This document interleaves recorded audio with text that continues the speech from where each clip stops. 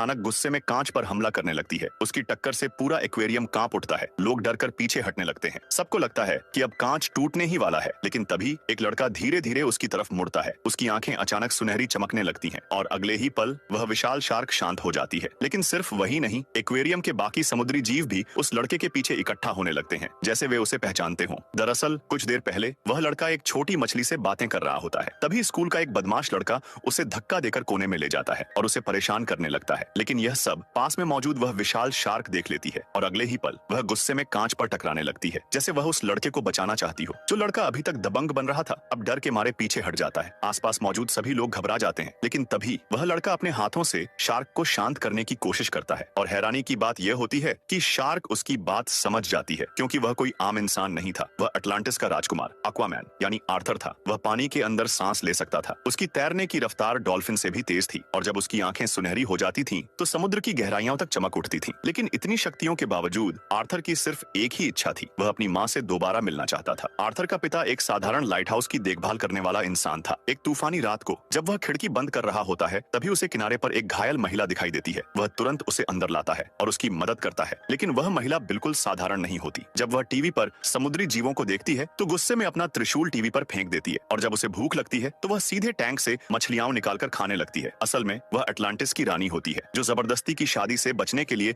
वहां से भाग कर आई थी। धीरे धीरे दोनों एक दूसरे के करीब आ जाते हैं और कुछ समय बाद उनके घर एक बच्चे का जन्म होता है, जिसका नाम आर्थर रखा जाता है। लेकिन उनकी खुशियां ज्यादा समय तक नहीं टिकती। जब आर्थर 2 साल का होता है, तब अटलांटिस के सैनिक उन्हें ढूंढ लेते हैं। आर्थर की मां पूरी ताकत से मुकाबला करती है और कई सैनिकों को रोक देती है, लेकिन अब उसकी मौजूदगी छिप नहीं पाती। अपने बेटे और उसके पिता को बचाने के लिए उसे मजबूरी में वापस समुद्र की दुनिया में लौटना पड़ता है और शायद तभी से समुद्र का यह राजकुमार हर लहर में अपनी मां को ढूंढ रहा है।